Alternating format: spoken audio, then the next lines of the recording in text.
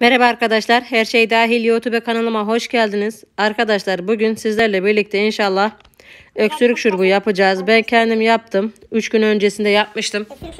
Şimdi suyu damladı ve bunu sizlere çektim. Gerçekten tadı ve şifası çok farklı bir şurup. Deneyin arkadaşlar. Organik doğal köy turbuyla yapılıyor ve doğal balla. Arkadaşlar öksürmeseniz de kronik öksürüğünüz olmasa bile karaciğerlerinizi kuvvetlendirmek için, karaciğerinizi, akciğerinizi kuvvetlendirmek için bu kürü uygulayabilirsiniz arkadaşlar. Turbun tam zamanı.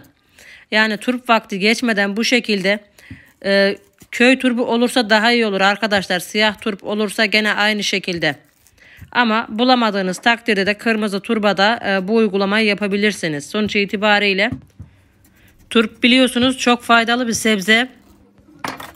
Eskiden atalarımız turp yemeseniz bile tarlasından geçin diye atasözleri vardır. Duymuşsunuzdur mutlaka.